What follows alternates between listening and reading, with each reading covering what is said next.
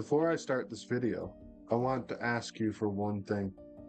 Stay with me till the end, because this isn't just a story about addiction. This is a story about losing everything, finding hope when I had none left, and discovering that my life still had purpose. My name is Jonathan, and this is my story. This is the story of the person I was, the person I became, and the person I fought to become again. For years, I believed my story was going to end with addiction. I believe I had gone too far. I believed I had damaged too many relationships. I believed there was no way back. I was living in my car in New Brunswick in Atlantic Canada. I was facing a Canada-wide warrant. I lost my kids. I lost myself. And there was a point where I honestly believed my life was over. But looking back now, I can see something I couldn't see then. God wasn't finished with my story. Before I talk about the darkest days of my life, I want people to understand something. I had a good childhood. I had family. I have people who loved me. I had many good memories growing up. I wasn't someone who grew up thinking I would end up where I did. But if I'm being honest, there was always something inside me that didn't feel right. I always felt different. I always struggled with things I couldn't explain. My mind was always going. I struggled with focus, emotions, and things that seemed easier for other people. Years later, I realized I had undiagnosed ADHD. Just at that time, I didn't know. I knew something felt different inside of me though, and eventually I found something that made me feel like I could escape those feelings. I found something that made everything quiet for a little while, but what I thought that was helping me would eventually become the thing that almost destroyed my life. Addiction doesn't usually take everything from you all at one time. It happens slowly. One decision, one compromise, one excuse at a time. Until one day you look around and realize you don't recognize your own life anymore. For me, addiction became a living hell. Every single day became about one thing. How am I going to get the money for my next high? I wasn't thinking about my future. I wasn't thinking about my dreams. I wasn't thinking about the people who loved me. I was just trying to survive the next moment. I started falling behind on bills because feeding my addiction became more important than anything else. I found myself owing very scary people money. I was putting myself in situations I never thought I would let myself be in. And the hardest part was knowing deep down that I was becoming someone I never wanted to become. I knew I was hurting people. I knew I was losing pieces of myself, but addiction had become such a strong grip on me that a knowing I needed to change just wasn't enough. I needed something bigger than me. One of my most painful parts of my addiction was losing my kids. It happened multiple times. Every single time it broke me. And my kids were one of the biggest reasons I knew I needed to get sober. Because without my kids, I felt like I was nothing. They were my reason to fight. They were the reminder that there was still something worth saving. I knew I couldn't continue living the way I was living. I needed change, and I needed it fast, because I was running out of chances. Eventually, I found myself living in my car in Atlantic Canada, and I can tell you, that was one of the scariest times of my life. It wasn't just being without a home. It was the fear, the uncertainty, not knowing where my next meal would come from, not knowing if I would have enough gas to keep moving, not knowing what tomorrow would even look like. And in Atlantic Canada, the cold makes everything harder. Those nights were long. Being alone with my thoughts was hard. I was terrified. I was broken. But somewhere deep inside me, there was still a small part of me that knew this couldn't be the end. There had to be more. There came a point where I knew I couldn't keep running. I believe God had been trying to get my attention for a long time. Through my family, through prayers, through signs that I couldn't ignore anymore. Then came one of the darkest days of my life. I had reached a point where I was ready to end it. I had planned to drive my car off an overpass. I even cut the airbags because I didn't want there to be a chance that I survived. That's how broken I was. That's how far addiction has taken me. But on that exact day, something happened that changed everything. My aunt reached out to me on Facebook. We hadn't talked much for a while, but she messaged me because she was worried. She was afraid I was going to do something permanent. She had no idea what I had planned. She had no idea what was happening in my mind at that moment. But I believe God used her. I believe that message was divine intervention because I had already given up on myself. Someone reminded me that my life mattered. This message didn't just come at a random time. It came exactly when I needed it. I started realizing something. Maybe my life had value. Maybe I wasn't too far gone. Maybe I still had reason to be here. And that was the moment I started believing there was another way. That message from my aunt was the beginning of something different. For the first time in a long time, I started to believe that maybe my life wasn't over. Maybe I still had purpose. Maybe there's still something worth fighting for. I had spent years running from my problems, running from the consequences of my choices, running from the pain I was carrying. But finally, I realized something. I couldn't keep running from the very things that destroyed me. I needed to surrender. Not just surrender to the consequences of what I've done, but surrender my life to God and trust that there was a better plan for me. So I made one of the hardest decisions of my life. I decided to turn myself in. I had a Canada-wide warrant and I knew there was going to be consequences waiting for me.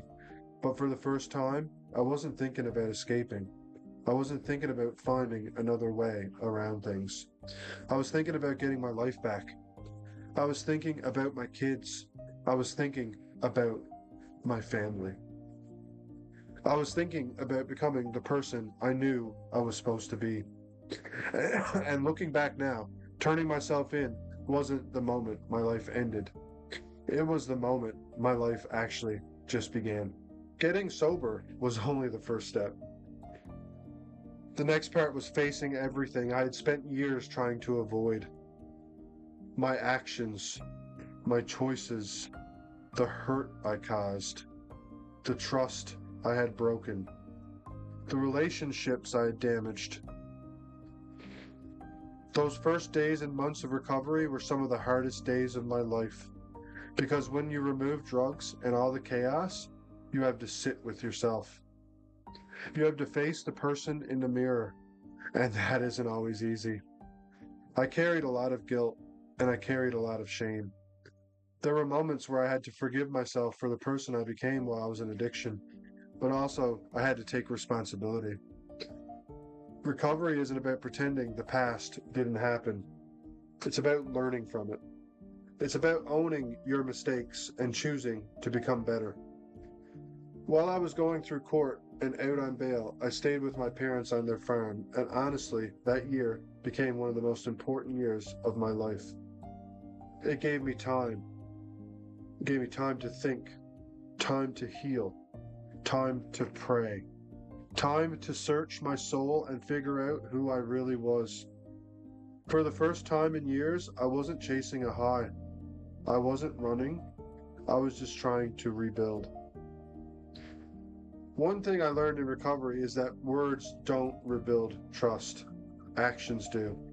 I could tell people I changed. I could promise everyone I was different. But after everything I put my family through, people needed to see it. They needed consistency. They needed time. They needed proof. And I understood that because trust is something you earn one day at a time.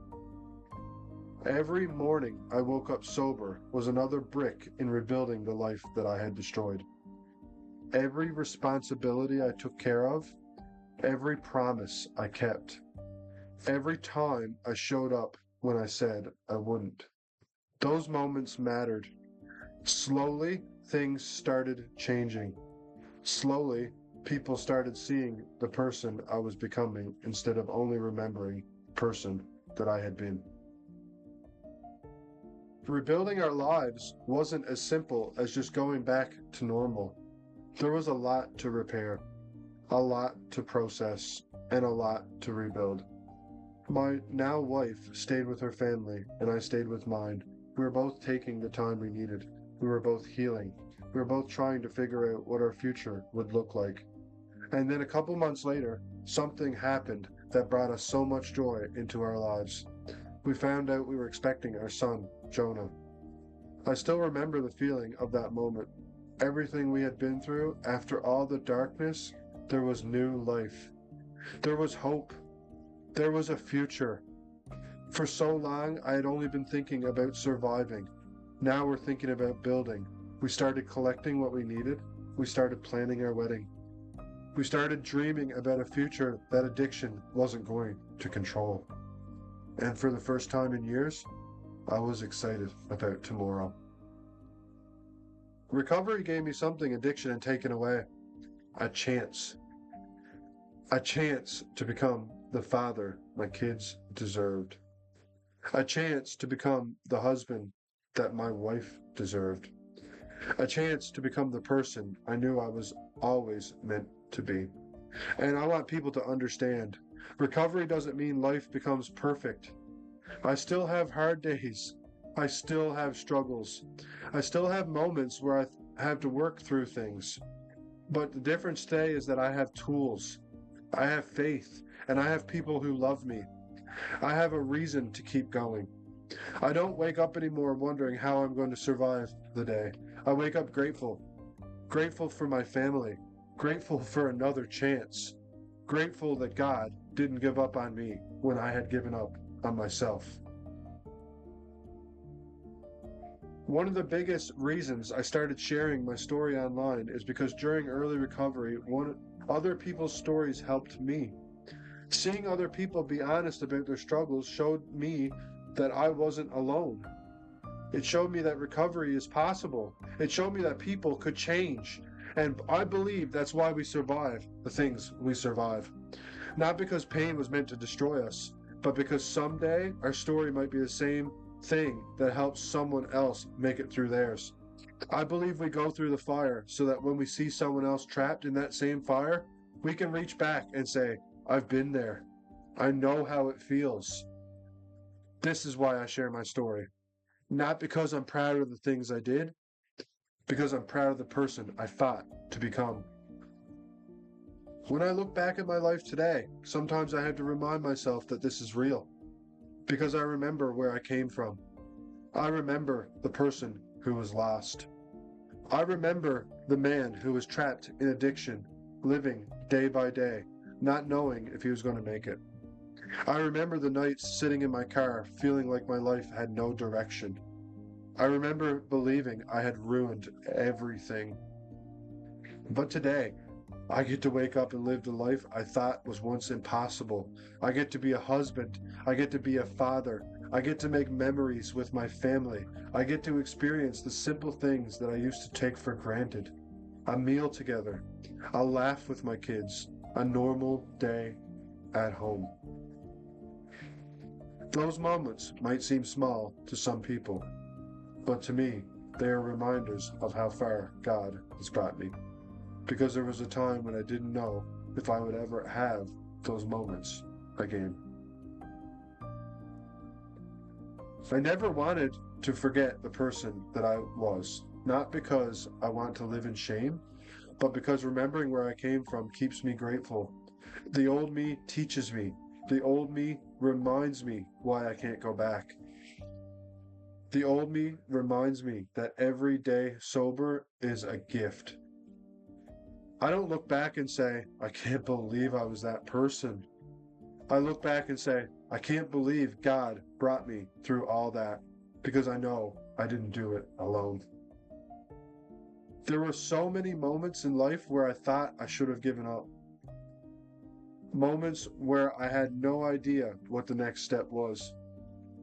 Moments where I felt completely broken. But God continued to put people in my life. He continued to give me signs, and He continued to remind me that my life had value. I believe that Facebook message from my aunt was one of those moments. I believe that was God telling me, your story isn't finished. And today I live with that purpose. I believe God doesn't waste our pain, that the things we go through can become the very thing we use to help other people. I really just want people to know there's someone out there who had been where they were. Addiction thrives in silence. Shame keeps people trapped. But when people start sharing their stories, it reminds others they aren't alone. If my story can reach one person sitting in their car, feeling hopeless, if it can reach one person who thinks they've gone too far, if it can help one family believe their loved one can change, then everything I went through has a purpose. If you're watching this right now and you're battling addiction, I want you to hear me. I know what it feels like to believe there's no way out.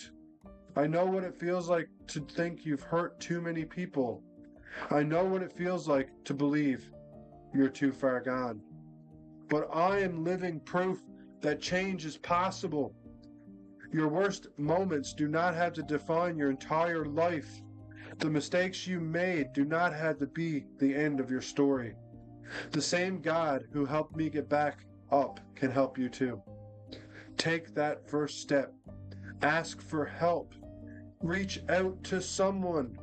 Don't wait until tomorrow. Fight for your life. Because there's a version of you on the other side of this that you haven't even met yet. Thank you for listening to my story. If it resonates with you, please give it a like and subscribe. You're helping my family majorly, and I want to get this message out to the people that need to hear it. Thank you for allowing me to be vulnerable and share parts of my life that were very hard to talk about. I share this because I believe someone needs to hear it. Someone needs to know they're not alone. Someone needs to know they still have a purpose. Someone needs to know that even when life feels completely broken, it can be rebuilt. My name is Jonathan. I was broken, but I am not defeated. And this is only the beginning of the story God is still writing. God bless. Thank you for watching.